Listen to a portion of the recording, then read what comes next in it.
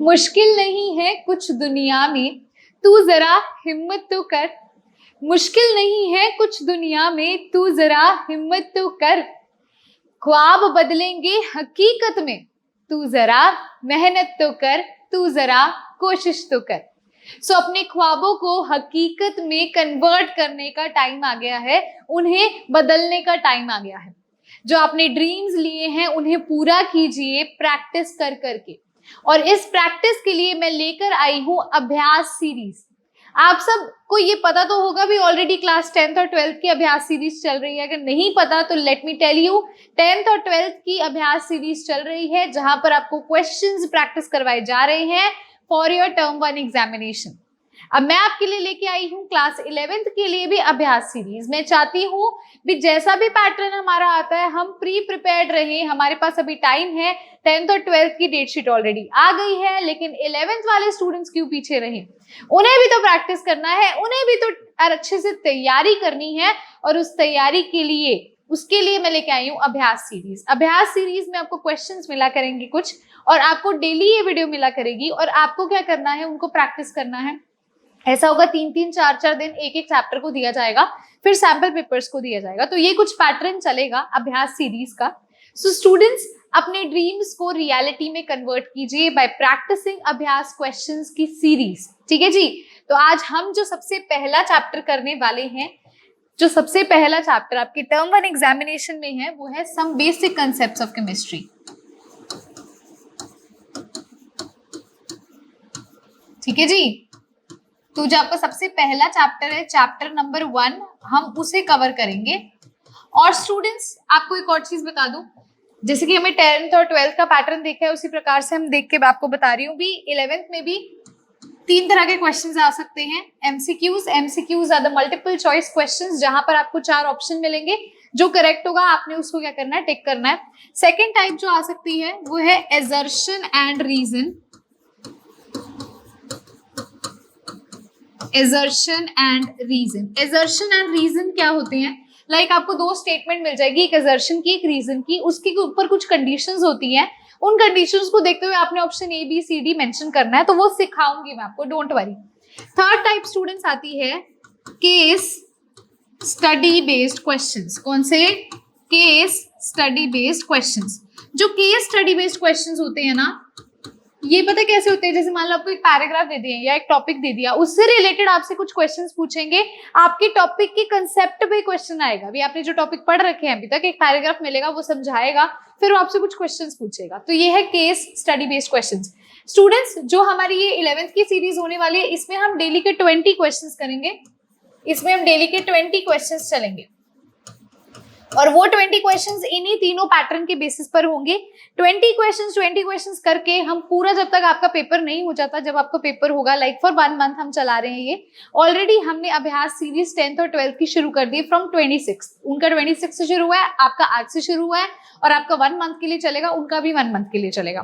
तो आपके लिए 20 क्वेश्चंस डेली के लिए लेके आऊंगी मैं 11th क्लास के लिए। तो चलिए चलते हैं सबसे पहले क्वेश्चन की तरफ। ध्यान से देखिएगा, Which one of the following data?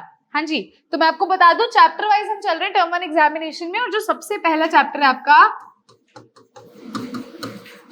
Some basic concepts of chemistry, हम वहां से शुरू कर रहे हैं। चैप्टर फर्स्ट से शुरू कर रहे हैं। 3 या 4 दिन तक यही चैप्टर चलेगा। 30 क्वेश्चंस होंगे, फिर नेक्स्ट चैप्टर पे चलेंगे।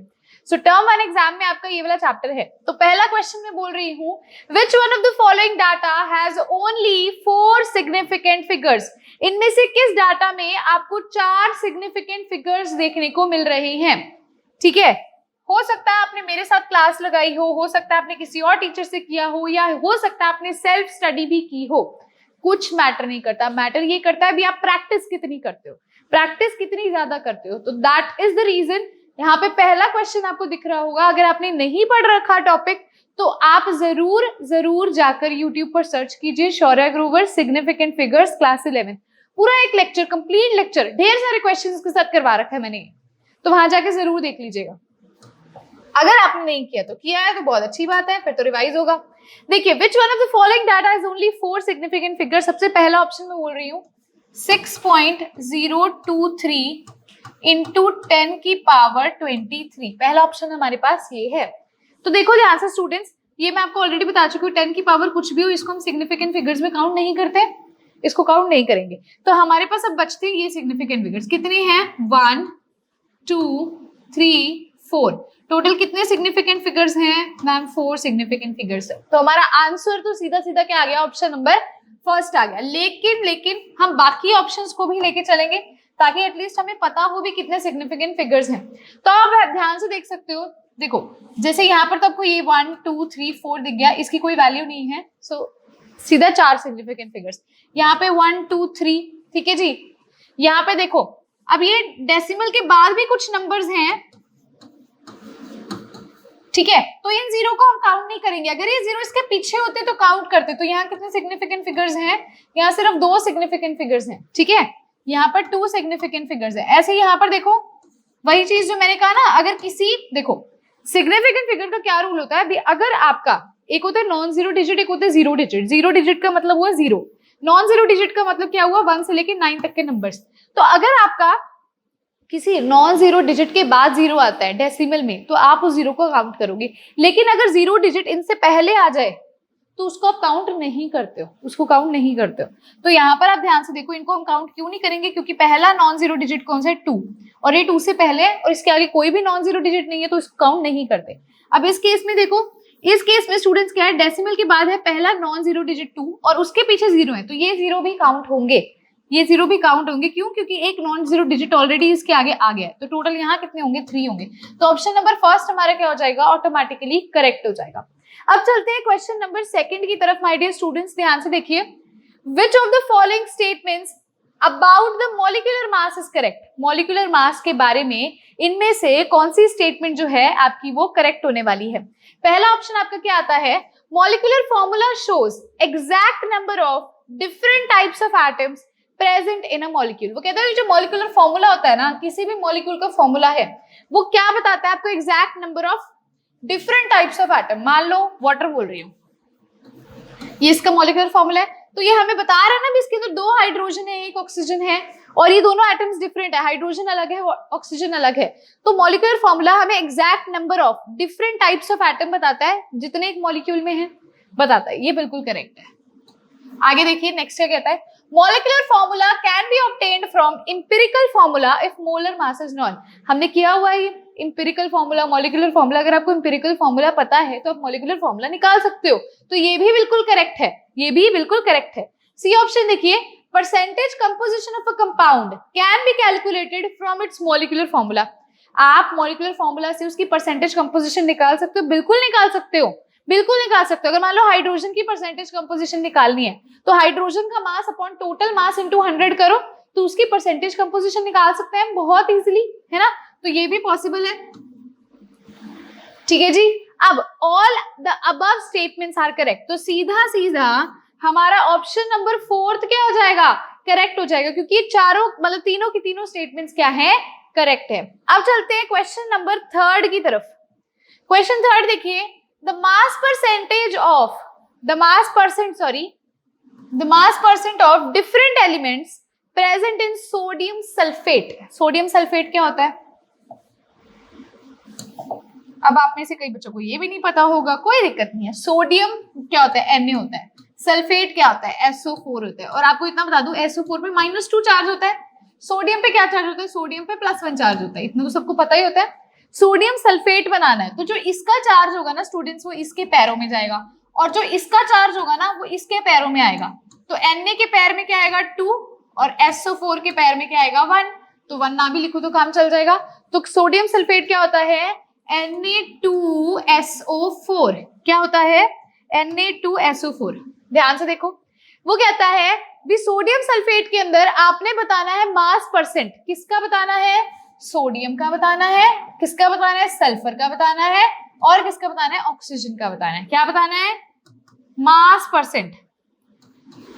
मास परसेंट बताना है स्टूडेंट्स। मास परसेंट कैसे निकालेंगे,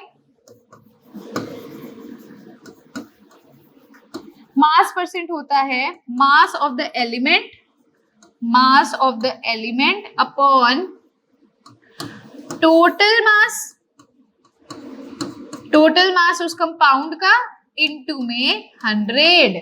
इनटू में 100। क्लियर है? चलिए देखते हैं कैसे निकालेंगे।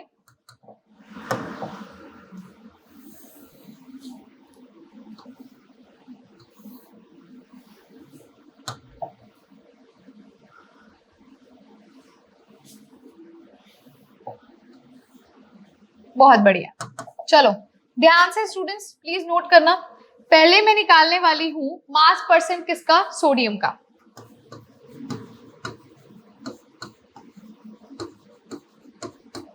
मास परसेंट ऑफ सोडियम। सोडियम को मैं Na से शो करूंगी। क्या होता है इसका formula? Mass of the element upon total mass. Sodium का मास कितना होता है? 23। और कितने सोडियम है? 2 हैं, तो 2 इंटू क्या होगा? 23। क्लियर है? कितने सोडियम है? 2 सोडियम है, 1 सोडियम का होता है 23 divided by total mass. Total mass calculate करते हैं। यहाँ देखो पहले, यहाँ पे मैं टोटल मास कैलकुलेट करने वाली हूँ। टोटल मास कंपाउंड का क्या होगा? कितने सोडियम है? 2, तो 2 इंटू Na का मास प्लस कितने सल्फर है? 1, 1 इंटू सल्फर का मास प्लस कितने ऑक्सीजन है? 4, 4 इंटू ऑक्सीजन का मास। तो 2 इंटू Na का कितना होता है? 23। सल्फर का कितना होता है? 32, तो 1 इंटू 32 प्लस ऑक्सीजन का कितना होता है? 16, 4 इंटू 16। इसको सॉल्व करते हैं। 2 इंटू 23 कितना होगा? 46। 1 इंटू 32 कितना होगा? 32। 4 इंटू 16 कितना होगा? 64। यहाँ से कितना आ जाएगा? ये हो जाएगा 78 प्लस 64, 142 ग्राम्स हमारा क्या आ गया? मोलर मास आ गया कंपाउंड का। 142 ग्राम्स क्या आ गया? मोलर मास आ गया। क्लियर है? क्लियर है? चलो 142 आ गया, तो डिवाइडेड में क्या आएगा? टोटल मास 142 इंटू परसेंटेज निकाल लिए तो 100 से मल्टीप्लाई करेंगे। सॉल्व कर लेते हैं। सॉरी 71,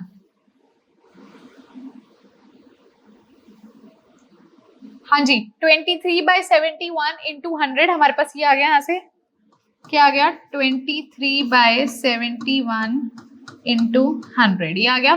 ठीक है, इसको स्टूडेंट्स अगर हम सॉल्व करते हैं, मास परसेंटेज सोडियम की निकालते हैं तो आती है 32.39। इसको डिवाइड करोगे ना, ये आएगा 32.39।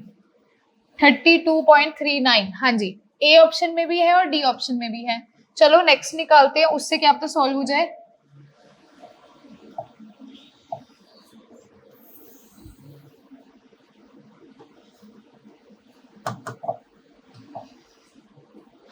ध्यान से देखना, अब हम निकालेंगे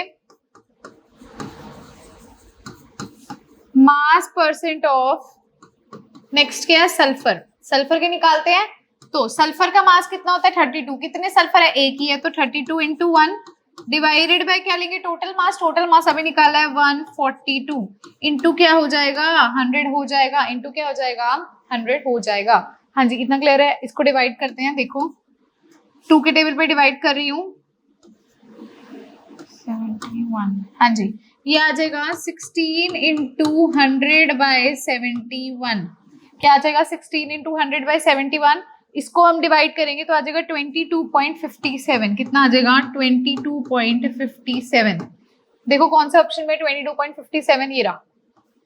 ये तो हमारे पूरे पूरे कट ही हो गए थे क्योंकि हमारा जो सोडियम का मास है वो 32.37 था। ए या डी ऑप्शन में से होना था। अब हमारा आ गया 22.57, यानी कि ऑप्शन नंबर डी तो हमारा करेक्ट है। लेकिन हम एक बार ऑक्सीजन का भी निकाल लेते हैं ताकि कंफ्यूजन ना हो।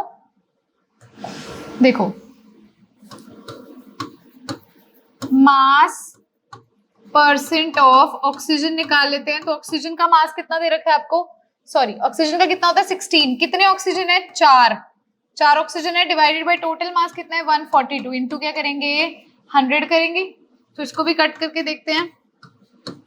ये आ जाएगा आपके पास 32 इंटू 100/71। तो इसको डिवाइड करोगे तो आंसर आएगा 45.06। कितना आ जाएगा? 45.06 आ जाएगा। क्लियर है? तो ऑप्शन नंबर डी आपका क्या हो जाएगा? करेक्ट हो जाएगा। वीडियो को पॉज करके इसको नोट कर लो। पता है बच्चे कहाँ गलती करते हैं? बच्चे ना सीधा बस यहाँ पे लिखा होता है ना मास ऑफ एलिमेंट, वो सीधा सोडियम का लिख देते हैं, ये नंबर नहीं लिखते। भी 2 सोडियम है तो 2 सोडियम का मास लो, 4 ऑक्सीजन है तो 4 से उसको मल्टीप्लाई करो, गिवन मास नहीं सॉरी, जो मास ऑफ एलिमेंट होता है उसको उसके नंबर से भी मल्टीप्लाई करना है। बच्चे यहाँ गलती कर देते हैं। क्लियर है? तो ऑप्शन नंबर डी हमारा क्या हो जाएगा? करेक्ट हो जाएगा। अब हम चलते हैं हमारे नेक्स्ट क्वेश्चन नंबर 4 की तरफ। ध्यान से देखिएगा क्या क्वेश्चन है। What is the mass percent of carbon in carbon dioxide? Carbon dioxide के अंदर कार्बन की मास परसेंट बताओ। तो अभी जो क्वेश्चन के बिल्कुल सेम वैसा ही होगा। हमें निकालनी है मास परसेंट। अगर हमें मास परसेंट किसी भी एलिमेंट की निकालनी हो, मास परसेंट ऑफ एलिमेंट निकालनी हो, तो क्या फॉर्मूला लगता है? वो इक्वल होता है मास ऑफ द एलिमेंट, उस एलिमेंट का मास डिवाइड में क्या आएगा? Total mass of the compound, क्या आएगा? टोटल मास कंपाउंड का इनटू में 100। हमारा ये फॉर्मूला लगता है क्वेश्चन को सॉल्व करने का। यहाँ पर आपसे वो पूछ रहा है कार्बन की मास परसेंटेज बताओ कार्बन डाइऑक्साइड में। तो पहले टोटल मास निकाल लेते हैं। पहले हम क्या करेंगे? पहले हम निकालेंगे टोटल मास। टोटल मास किसका निकालना है? CO2 का निकालना है। कितने कार्बन है यहाँ पर? 1 कार्बन है, तो हम यहाँ क्या करेंगे? 1 इंटू कार्बन का मास करेंगे। कितने ऑक्सीजन है? 2 ऑक्सीजन है, तो 2 इंटू ऑक्सीजन का मास करेंगे। अब यहाँ पर देखो, 1 कार्बन का मास होता है 12 और ऑक्सीजन का मास होता है 16, तो क्या हो जाएगा? 2 इंटू क्या हो जाएगा? 16 हो जाएगा। Sorry for the disturbance students. 1 into carbon का मास आ जाएगा 12, 2 इंटू ऑक्सीजन का मास आ जाएगा 32। यहाँ से हमारे पास मास कितना आ गया? यहाँ से हमारे पास मास आ गया 44।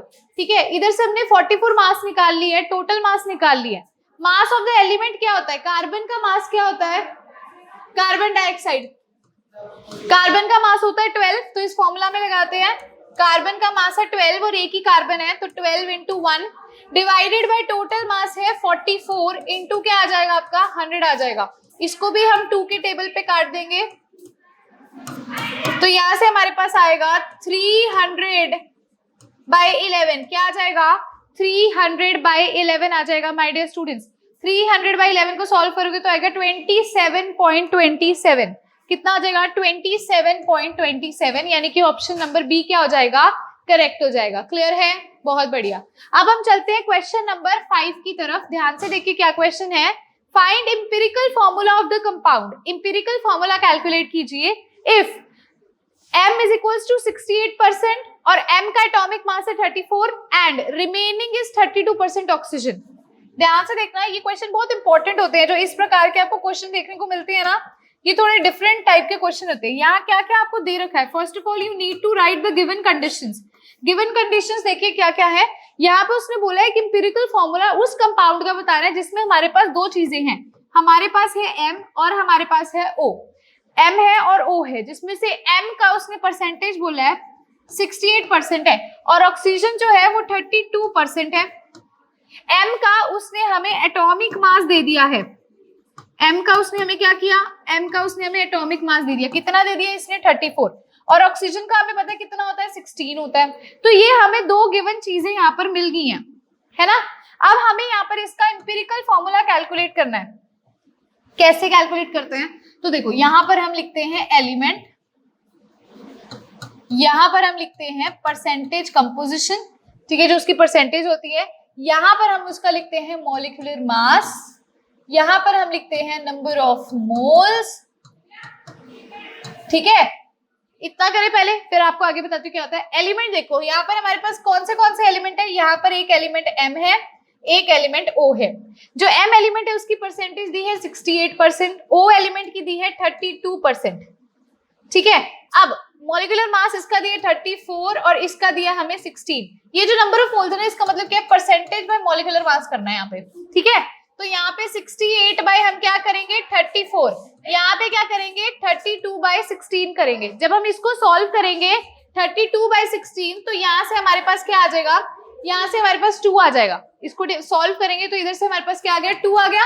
और जब इसको सॉल्व करेंगे इधर से भी हमारे पास क्या आ गया? 2 आ गया। अब क्या इसको हम और सिंपलेस्ट कर सकते हैं? हाँ जी, कर सकते हैं। दोनों तरफ 2 है, इसको किससे डिवाइड करें भी हमारे पास और सिंपल हो जाए? 2 को 2 से डिवाइड कर देते हैं, ठीक है, तो यहाँ पे क्या आ जाएगा 2 डिवाइडेड बाई 2, सिंपलेस्ट में करने के लिए इस 2 को भी 2 से डिवाइड कर दो, क्या आ गया 1 1 आ गया। यानी कि जो m है उसके पैर में क्या आएगा 1, o के पैर में क्या आएगा 1। तो हमारे पास इंपेरिकल फॉर्मूला क्या आ गया m1o1, जो यहाँ पे आता है नंबर, ठीक है, वो क्या करोगे m1o1। अगर आप कहोगे मैम इसको सीधा m के पैर में 2, o के पैर में 2 करके m2o2 लिख देते, हम सिंपलेस्ट से सिंपलेस्ट निकालते हैं इंपेरिकल फॉर्मूला भी। ये फर्दर क्या डिवाइड हो सकता है किसी नंबर से, हो सकता है तो करो, तो ये 2 से डिवाइड हो सकता था, तो हमारा आंसर आ जाएगा mo में m के पैर में 1, o के पैर में 1 है, तो हमारा आंसर क्या आ जाएगा mo, ऑप्शन नंबर फर्स्ट हमारा क्या आ जाएगा आंसर आ जाएगा। क्लियर है, बहुत बढ़िया बात। अब हम चलते हैं क्वेश्चन नंबर 6 की तरफ। ध्यान से देखिए क्या क्वेश्चन है, what is the stoichiometric coefficient of calcium in the reaction.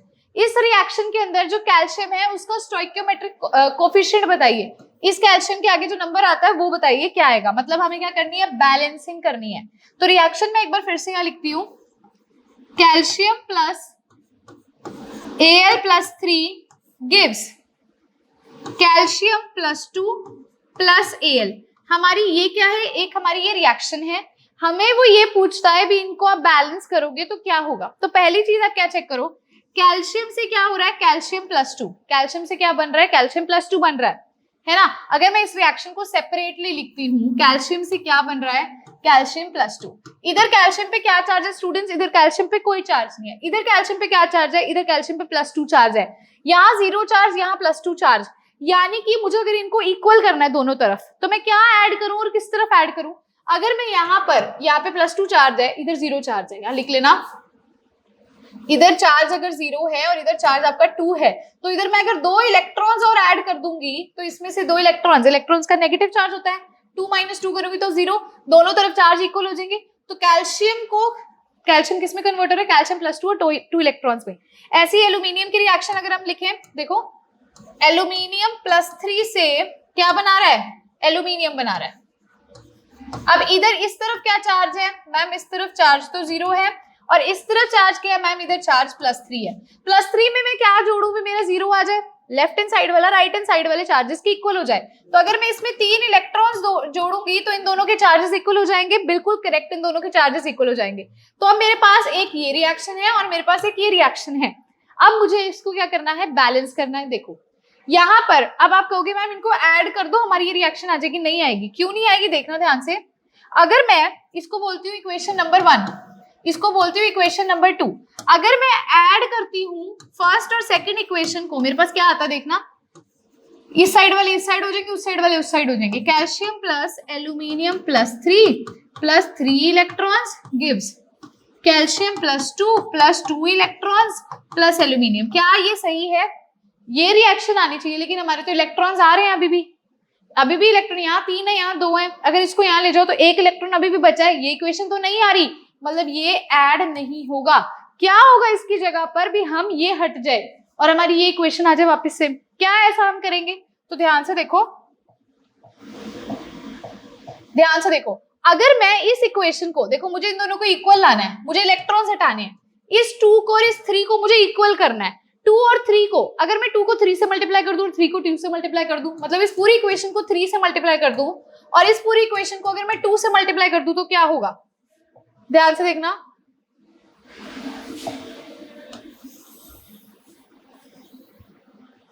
ध्यान से नोट करना।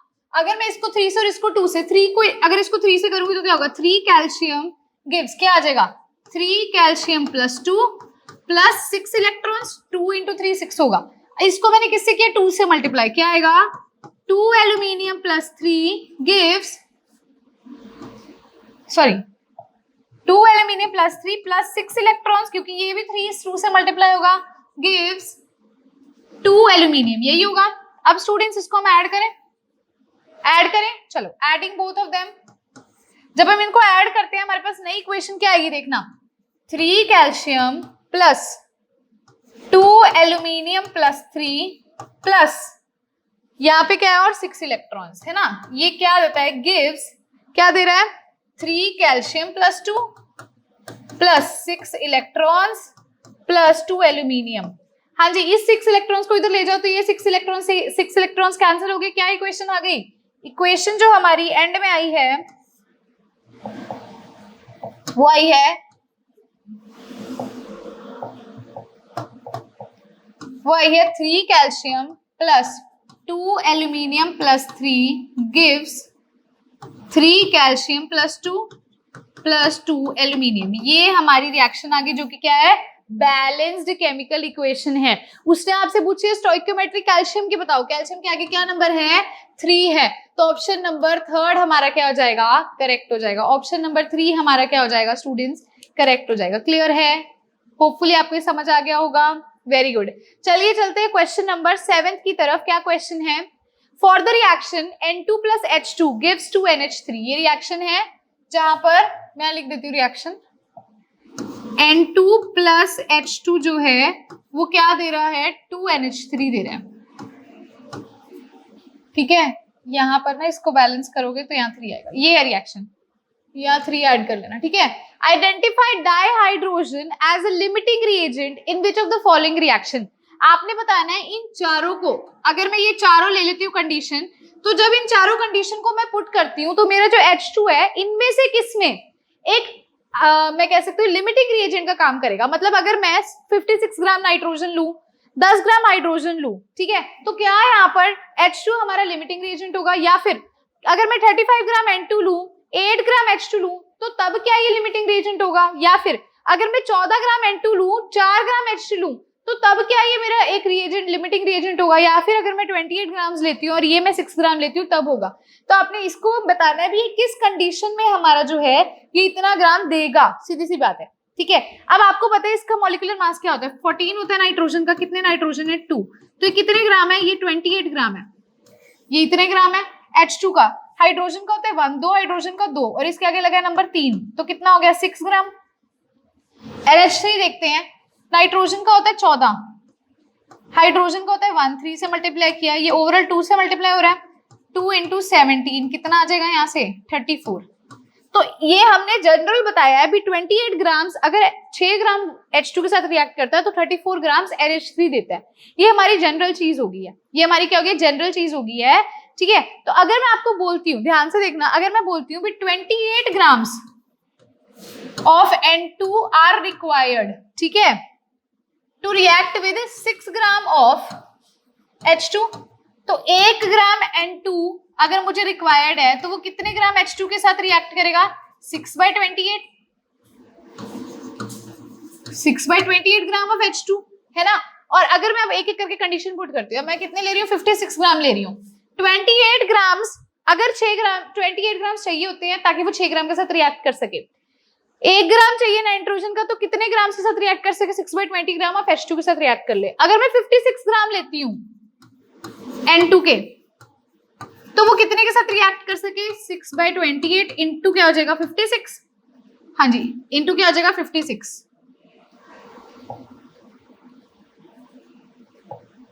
ठीक है, तो इसको हम डिवाइड कर लेते हैं,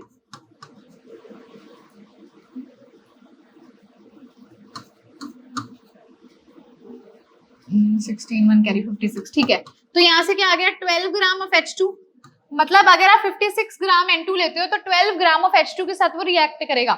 इतनी चीज आपको पता चल रही है, हाँ जी, इतनी चीज आपको पता चल रही है भी। अगर आप 56 ग्राम N2 का लेते हो तो 12 ग्राम H2 का प्रोड्यूस होगा। ठीक है, 12 ग्राम H2 का रिएक्ट करेगा, और यहाँ कितने हैं 6 ग्राम, मतलब हमें चाहिए 6 ग्राम थे। ये इनिशियल रिएक्शन है जहां पर हम ये कहते हैं 28 ग्राम 6 ग्राम के साथ रिएक्ट करके इतना बनाता है NH3। ठीक है, जनरल रिएक्शन है। वो कहता है अगर आप 56 ग्राम यूज करते हो तो H2 मतलब जो आपका H2 है वो कब एक लिमिटिंग रिएजेंट का काम करेगा, आपने ये बताना है। तो आपने कहा क्या भी इतने ग्राम इतने के साथ रिएक्ट करते हैं, 1 ग्राम कितने के साथ करेगा, ये आ गया। 56 ग्राम कितने के साथ करेगा, आपको 12 के साथ करेगा, लेकिन आपको चाहिए बेसिकली चाहिए कितने थे, 6 ग्राम चाहिए थे, मतलब 6 अभी भी बच रहे हैं, 6 अभी भी बच रहे हैं, आप देखो। ठीक है, 6 अभी भी बच रहे हैं, मतलब यहाँ पर H2 किसकी तरह काम करेगा, लिमिटिंग रिएजेंट की तरह काम करेगा, क्योंकि H2 कम है। वो कहता है अगर आप 56 ग्राम लेते हो तो एटलीस्ट आपको 12 ग्राम चाहिए, और यहाँ 12 ग्राम नहीं मिल रही है, यहाँ कितने ग्राम मिल रहे हैं, 6 ग्राम मिल रहे हैं, 6 अभी भी कम है, मतलब ये कम है और ये ज्यादा है। लिमिटिंग रिएजेंट क्या होता है, मैंने हमेशा आपको एक बर्गर की कहानी सुनाई है। मैंने बर्गर बनाना है किचन के अंदर, मेरे पास क्या ब्रेड है, बंस है, और उसके अंदर मैंने टिक्की डालनी है।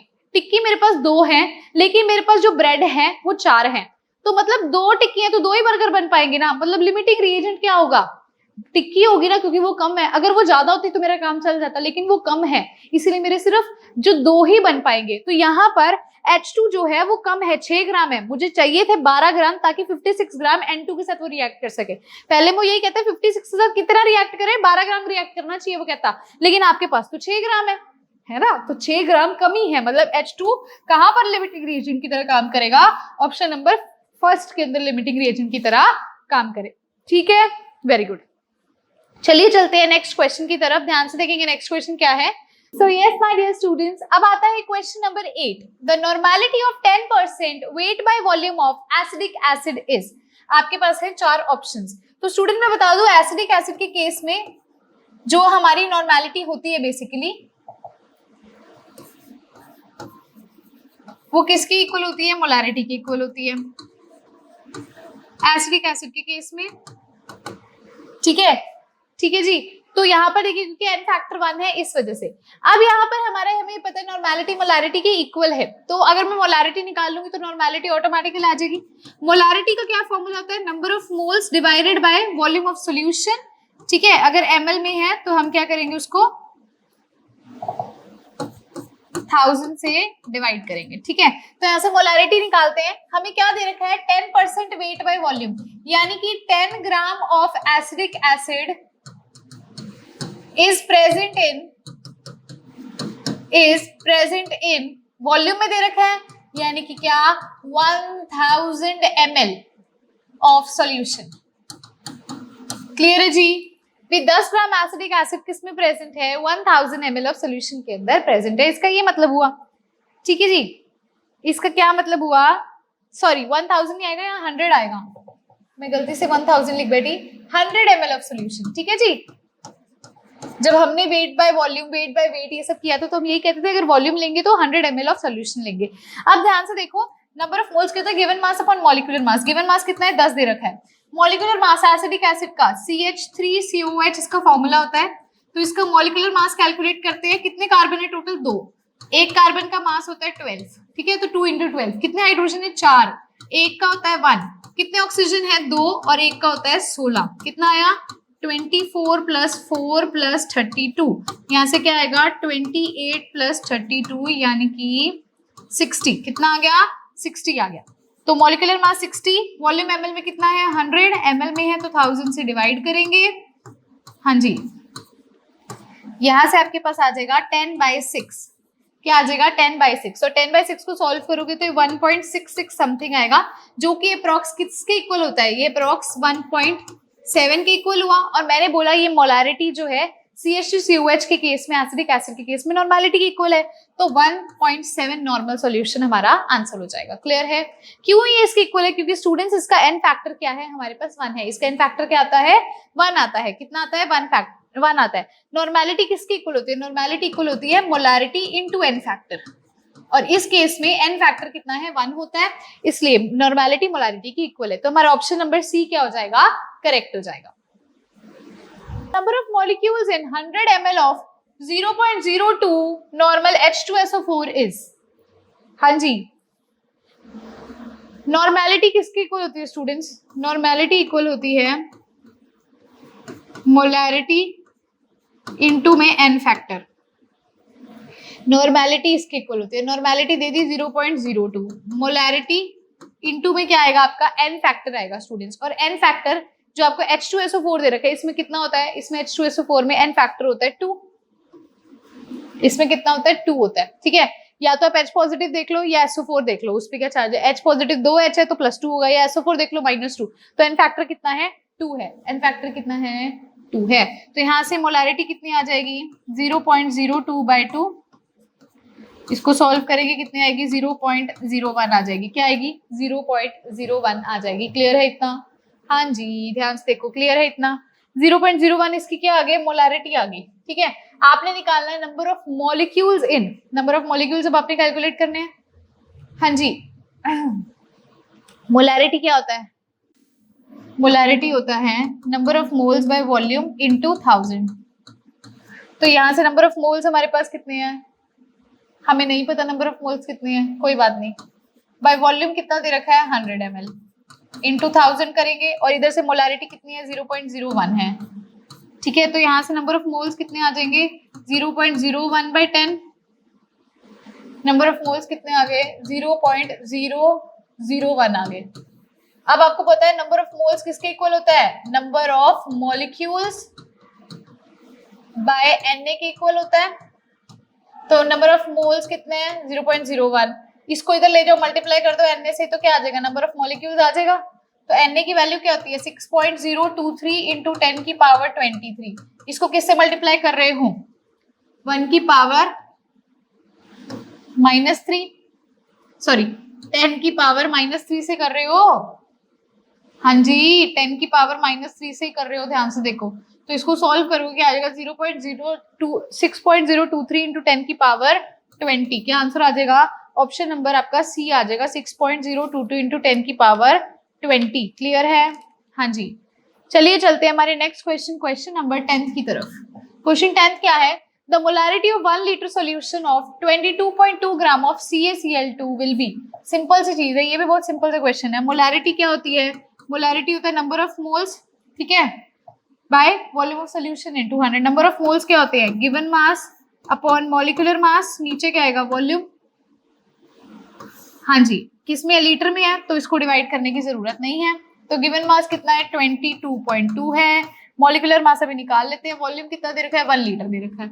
मॉलिक्यूलर मास किसका निकालना है, हमें CaCl2 का निकालना है। कैल्शियम का कितना होता है स्टूडेंट्स 40 होता है, और क्लोरीन का कितना होता है 35.5। कितने क्लोरीन है 2 हैं, तो क्या आ जाएगा 40 प्लस 63 कितना आ जाएगा, ये 103 आ गया यहाँ से, 103 आ गया यहाँ से। हाँ जी ध्यान से देखो,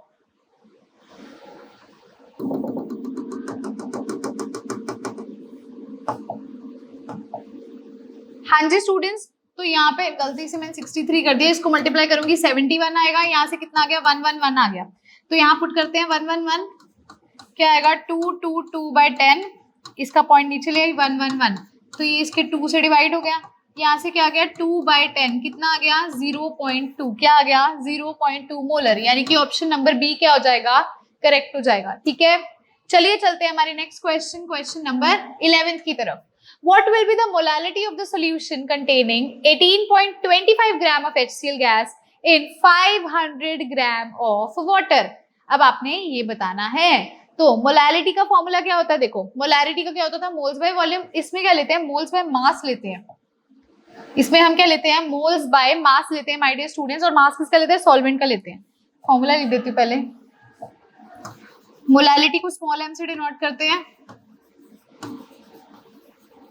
number of moles of solute by mass of solvent in kilogram, यही होता है हमारा फॉर्मूला।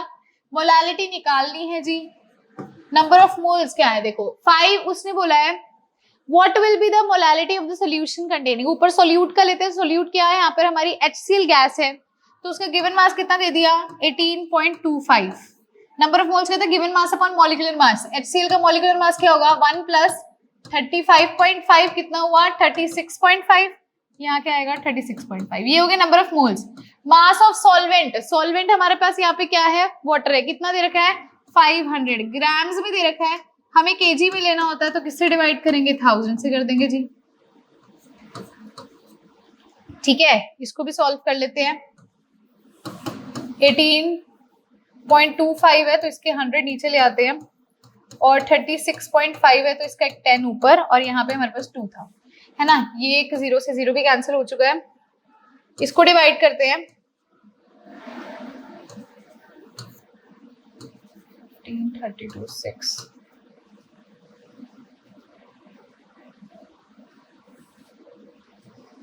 हाँ जी, ये 5 पे कट गया, ये 5 पे कटा, ये 5 पे कटा, यहाँ से हमारे पास 1 आ गया, क्या आ गया 1 मोलर, स्मॉल m आएगा, 1 मोलल होएगा, मोलालिटी है ना तो 1 मोलल होगा, क्या आएगा 1 मोलल आ जाएगा। क्लियर है, सिंपल था। नंबर ऑफ मोल्स का था given mass upon molecular mass, given mass दे रखा था, मॉलिक्यूलर मास मैंने निकाल लिया।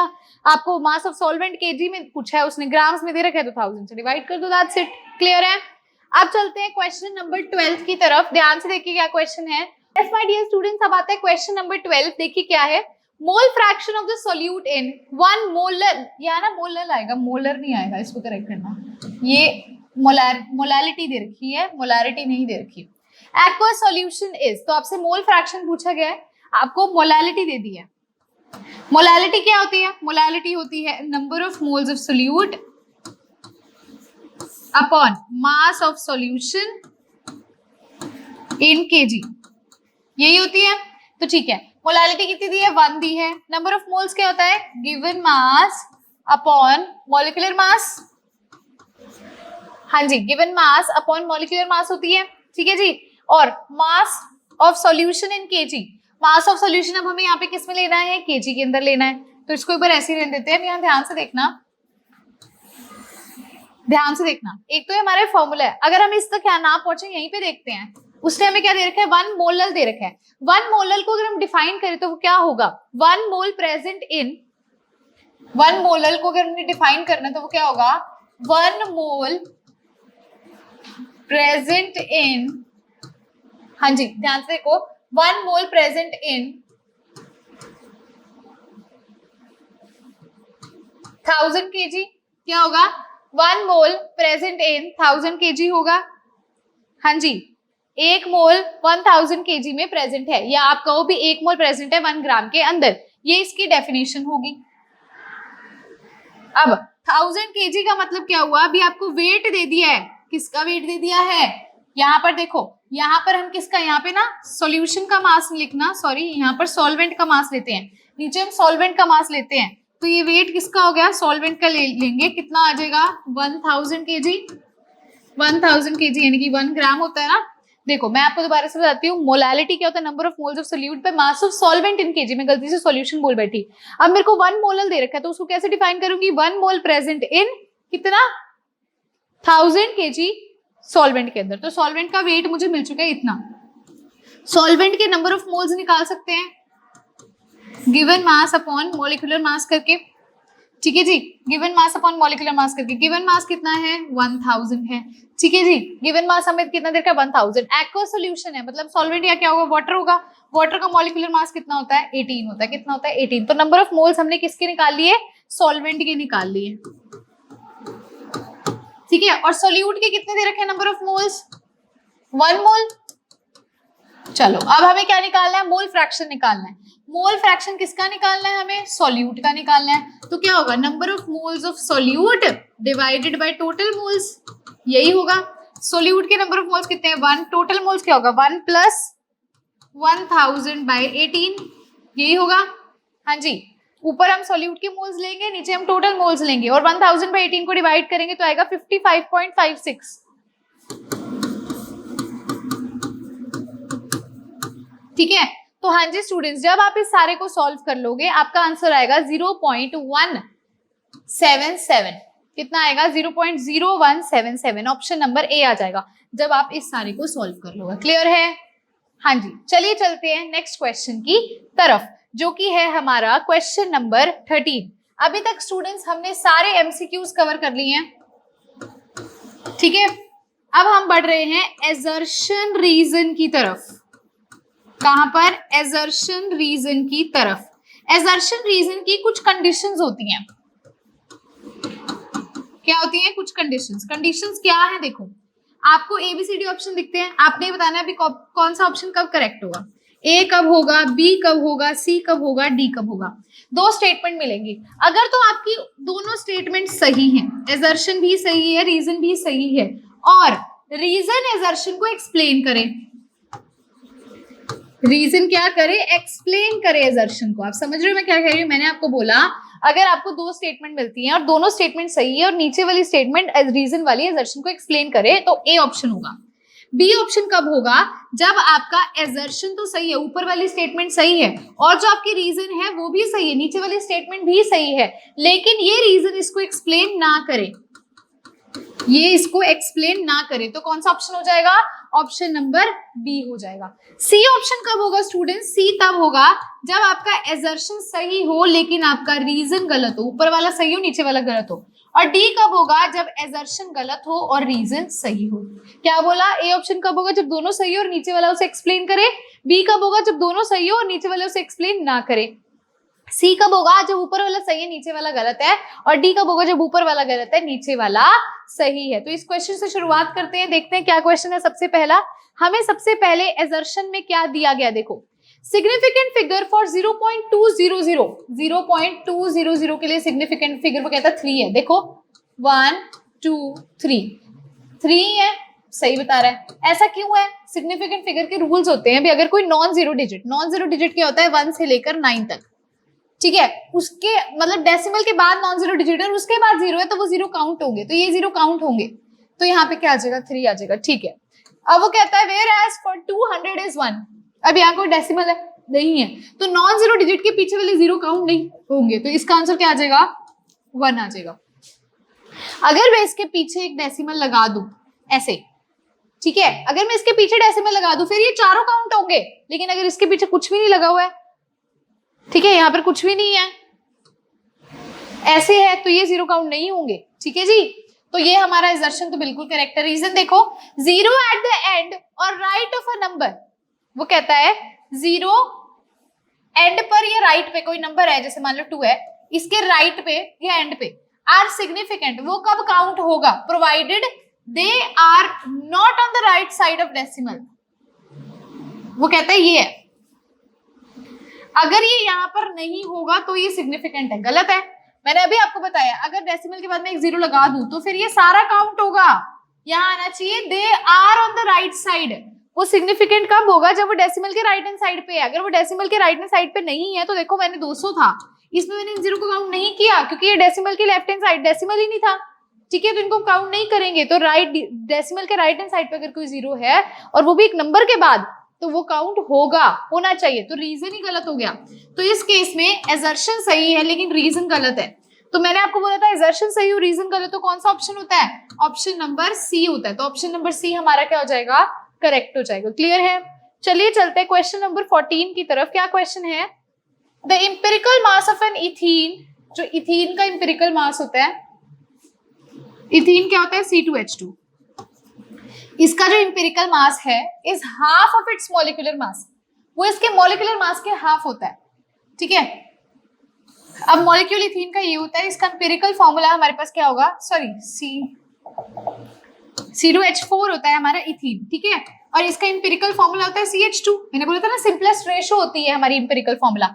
इसका मॉलिक्यूलर मास देखो कितना आता है, 2 इंटू कार्बन का 12 प्लस 1 इंटू हाइड्रोजन का 1 इंटू कितना हाइड्रोजन है 4 है ना, तो यहाँ से 24 प्लस 4 कितना आ गया 28। इसको देखो 12 प्लस 2 कितना आ गया 14, तो ये इसका हाफ है, बिल्कुल हाफ है, मतलब एजर्शन तो हमारा करेक्ट है।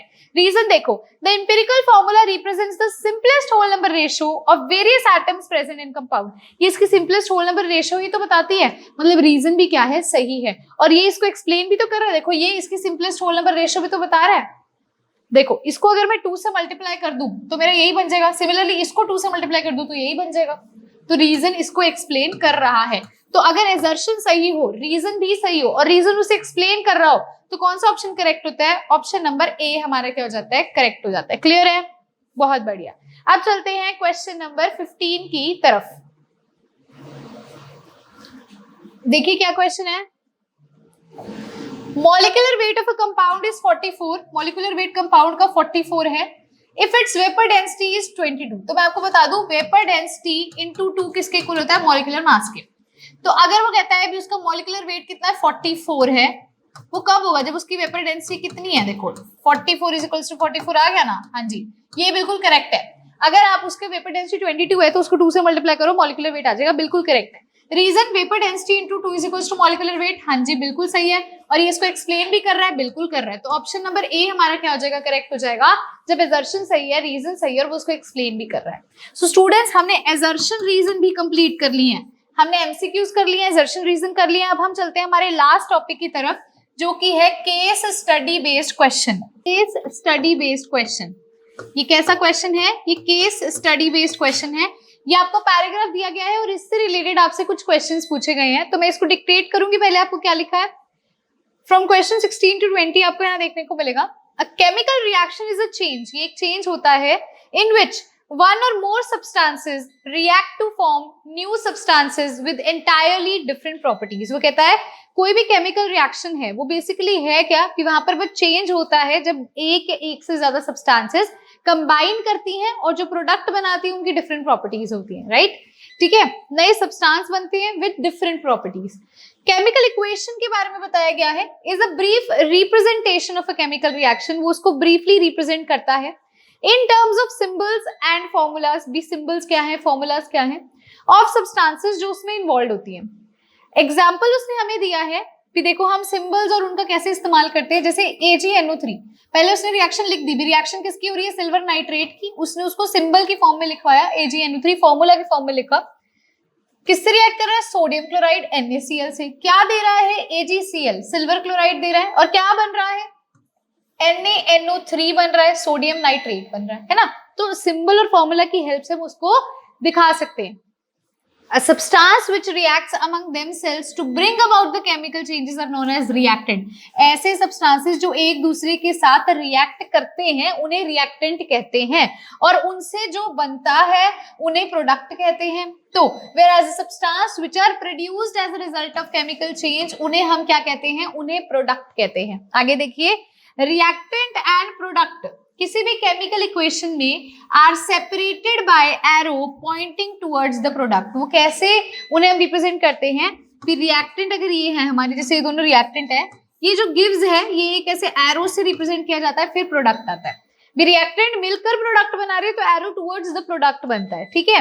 अब वो कहता है भी कुछ क्वांटिटेटिव इंफॉर्मेशन हमें इससे मिलती है, क्या मिलती है, देखो जो नंबर और ऑफ रिएक्टेंट और प्रोडक्ट स्पीशीज के जो पार्टिसिपेट कर रहे हैं हमें उसके बारे में पता चलता है, हमें नंबर ऑफ मोल्स का पता चलता है रिएक्टेंट और प्रोडक्ट के, हमें रिएक्टेंट और प्रोडक्ट के मास के बारे में पता चलता है, हमें उनके रिलेटिव वॉल्यूम के बारे में पता चलता है अगर गैसियस फॉर्म में वो हैं। साथ ही साथ हमें ये पता चलता है the reactant which is present in lesser amount and gets consumed after some time, उसे क्या बोलते हैं, लिमिटिंग रिएजेंट। इसका मतलब क्या है, एक बर्गर वाला एग्जांपल मैं हमेशा देती हूँ, मेरे पास घर पे 2 टिक्कियां पड़ी हैं, और मतलब 2 टिक्की है, आप सैलेड ले लो, चलो मेरे पास 2 टिक्की है, और मेरे पास 3 मैं कह रही हूँ मेरे पास 4 बर्गर की वो है, ब्रेड है, ठीक है। तो मैंने क्या करना है, उस 2 टिक्की से सिर्फ 2 ही बर्गर बन पाएंगे ना, क्योंकि 2 के अंदर इंसर्ट होगी, 2 तो खाली रह जाएंगी। तो मतलब क्या है, मेरा लिमिटिंग रीजन क्या है, यहाँ पर टिक्की है जो कि कम अमाउंट में प्रेजेंट है, जिसके कारण से मेरा प्रोडक्ट कम बनता है, ठीक है। और जो मोर अमाउंट में यानी कि जो ब्रेड है मेरे पास वो ज्यादा अमाउंट में, तो वो क्या है, एक्सेस रिएजेंट है। देखो the reactant other than the limiting reagent, जो एक्सेस में उसे क्या बोलते हैं, excess reagent. Remember that in stoichiometric calculation जब भी हम करते हैं, it is very important to choose the limiting reagent, बहुत जरूरी हो जाता है लिमिटिंग रिएजेंट सिलेक्ट करना। पहला क्वेश्चन नंबर 16 यहाँ से आता है इस पैराग्राफ से, what will be the volume of mixture after the reaction. एक रिएक्शन आपको दी गई है, NH3 plus HCl gives NH4Cl, वो कहता है कितना वॉल्यूम रह जाएगा। देखो इसके आगे 1 लगा है, इसके आगे 1 लगा है, इसके आगे 1 लगा है, it is a balanced chemical equation, मतलब इसका 1 मोल इसके 1 मोल के साथ कंबाइन करके ये 1 मोल बनाएगा। तो उसने बोला है ये 1 लीटर है, ये 1.5 लीटर है, तो कितना मिक्सचर बचेगा। देखो अगर इसका 1 मोल इसके 1 मोल से जुड़ रहा है, मतलब इसका 1 लीटर इसके 1 लीटर से जुड़ेगा, तो कितना बच जाएगा वॉल्यूम, यहाँ 1.5 है, चाहिए 1 लीटर ही, कितना रह गया, 0.5 रह गया। तो आंसर क्या हो जाएगा, बी ऑप्शन 0.5 लीटर्स, ठीक है। अब देखिए क्या है क्वेश्चन 17, ध्यान से देखना क्वेश्चन को। For the formation of 3.65 gram hydrogen chloride gas, ठीक है, what volume of hydrogen gas and chlorine gas are required at NTP condition, कितना वॉल्यूम हम इसका लेंगे, वही कहता है। हमें उसने गिवन मास दे दिया किसका, HCl का, उसने हमें गिवन मास दे दिया है 3.65 ग्राम। इसका मॉलिक्यूलर मास क्या होता है, HCl का कितने हाइड्रोजन है, 1, तो 1 इंटू हाइड्रोजन का मास, क्लोरीन कितने 1 इंटू क्लोरीन का कितना होता है 35.5 होता है। यहाँ से क्या आएगा 1 प्लस 35.5 यानी कि 36.5 ग्राम इसका मॉलिक्यूलर मास है। तो यहाँ से स्टूडेंट्स में नंबर ऑफ मोल्स निकाल लूं, क्या होता है number of moles, given mass upon molecular mass. Given मास मेरा कितना है 3.65 और मॉलिक्यूलर मास मेरा कितना है 36.5। तो इसके डेसिमल 100 नीचे आ गए और इसके डेसिमल ऊपर चले गए, ये तो बाकी कट ही हो गया। यहाँ से हमारे पास कितने मोल्स आ गए, 1/10 मोल्स आ गए। अब ये किसके हैं, ये HCl के मोल्स हैं, ठीक है। रिएक्शन फिर से पढ़ो, क्या हो रहा है, H2Cl2 के साथ कंबाइन करके HCl बना रहे हैं। इसको हम बैलेंस कर दें, बैलेंस करेंगे तो यहाँ पे 2 आएगा। अब देखना ध्यान से, ये देखो 2 मोल्स HCl के 1 मोल H2 बना रहा है। 1 मोल HCl का कितने मोल H2 बनाएगा, हाफ मोल बनाएगा, ठीक है। और इतने मोल्स कितना बनाएंगे, 1/10 मोल्स HCl के कितना बनाएंगे, 1/2 इंटू 1/10 यानी कि 0.05 मोल्स H2 के बनाएंगे। Cl2 का भी सेम ही होगा क्योंकि 1/9 के आगे, मतलब कि 0.05 मोल्स बनेंगे। अब देखना ध्यान से, वो हमसे पूछ रहा है आपने क्या बताना है, आपने वॉल्यूम बताना है। देखो वॉल्यूम बताओ कितने चाहिए, तो नंबर ऑफ मोल्स क्या आते हैं, volume upon 22.4। Number of moles कितने आ गए, 0.05। वॉल्यूम निकालना है, 22.4 डिवाइड में होगा, क्रॉस मल्टीप्लाई करो क्या आंसर आएगा, क्रॉस मल्टीप्लाई करोगे आंसर आएगा 1.12 लीटर्स। तो दोनों का सेम है क्योंकि 1 मोल थे, तो ऑप्शन नंबर ए क्या हो जाएगा, करेक्ट हो जाएगा। अब चलते हैं क्वेश्चन नंबर 18 की तरफ, ध्यान से देखिए क्या क्वेश्चन है। A gas mixture contains 50% helium and 50% CH4 by volume। Helium और CH4 50-50% है, यानी कि 1:1 है, ये वॉल्यूम की बात कर रहा है, ठीक है। What is the percentage by weight, अब हमें परसेंटेज बाय वेट पूछ रहा है, of methane in the mixture. तो देखो हीलियम है और CH4 है, हीलियम का मास कितना होता है, वेट कितना होता है 4, CH4 का कितना होता है 12 + 4 16, क्या रेशो आ गई 1:4। क्या पूछ रहा है, मिथेन का परसेंटेज बताओ। तो मिथेन कितना है 4 है, डिवाइड बाय टोटल कितना है 1 + 4 5 इंटू 100 करेंगे, यहां से कितना आ जाएगा 80% परसेंटेज है किसका, CH4 का बाय वेट। ये वॉल्यूम था, ये बाय वेट कर रहे हैं, तो क्या आंसर आ जाएगा 80%, यानी कि ऑप्शन नंबर डी क्या हो जाएगा, करेक्ट हो जाएगा। चलिए 19th क्वेश्चन देखिए। AgNO3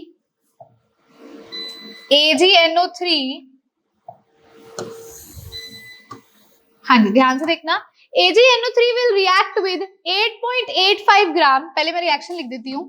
AgNO3 है वो किसके साथ रिएक्ट कर रहा है, NaCl के साथ, और NaCl कितना दिया हुआ है 5.85 ग्राम्स।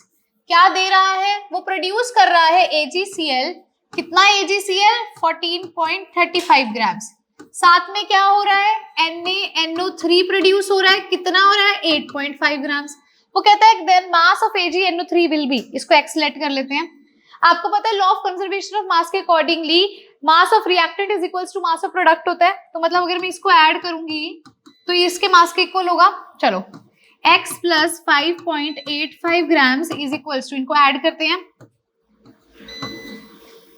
22.85, इसको इधर ले जाओ सब्ट्रैक्ट करेंगे, इधर से हमारा x आ जाएगा 17, कितना आ जाएगा 17, तो ऑप्शन नंबर बी हमारा क्या हो जाएगा, करेक्ट हो जाएगा। ठीक है जी, ऑप्शन बी क्या हो जाएगा, करेक्ट हो जाएगा। चलिए चलते हैं लास्ट क्वेश्चन की तरफ। The percentage of nitrogen in urea is, urea का फॉर्मूला क्या होता है NH2CONH2। मॉलिक्यूलर मास निकाले पहले इसका, कितने नाइट्रोजन है 2, तो 2 × 14, कितने हाइड्रोजन है 4, तो 4 × 1, कितने कार्बन है 1, तो 1 × 12, कितने ऑक्सीजन है 1, तो 1 × 16। इसको सॉल्व करते हैं 28 प्लस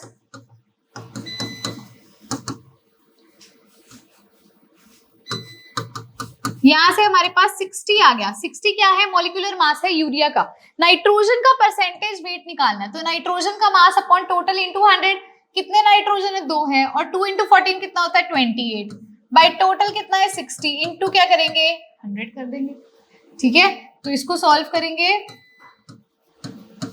ये आएगा 140/3। ठीक है, तो इसको स्टूडेंट्स हम सॉल्व करेंगे तो इसका अप्रोक्सीमेट 47 आएगा, यानी कि 48%, तो ऑप्शन नंबर ए हमारा क्या हो जाएगा, करेक्ट हो जाएगा। हाँ जी स्टूडेंट्स, तो यहीं पर हमारा केस बेस्ड क्वेश्चन पे फिनिश होता है।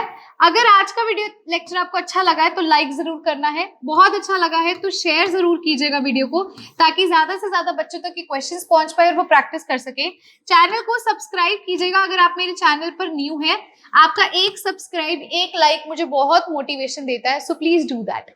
हाँ जी स्टूडेंट्स, ये था हमारा डे नंबर 1 और डे 1 के अंदर हमने किए 20 क्वेश्चंस। ऐसे ही आपको डे 2, डे 3 मिलेगा जिसके अंदर आपको 20 क्वेश्चंस की प्रैक्टिस करवाऊंगी और 3 तरह के क्वेश्चंस होंगे, MCQs, assertion, reason and case study based. तो नेक्स्ट डे के अंदर मिलेंगे अभ्यास सीरीज की नेक्स्ट क्वेश्चंस के साथ। हाँ जी, और इसी चैप्टर पे बेस्ड है, हम 3-3-4-4 डेज चैप्टर को डिवाइड करेंगे। तो नेक्स्ट डे 2 भी सब बेसिक कंसेप्ट्स ऑफ केमिस्ट्री पे ही बेस्ड है, चैप्टर नंबर 1 पे ही बेस्ड है। सो हाँ जी, अब हम मिलेंगे डे 2 के अंदर। Thank you so much, have a good day.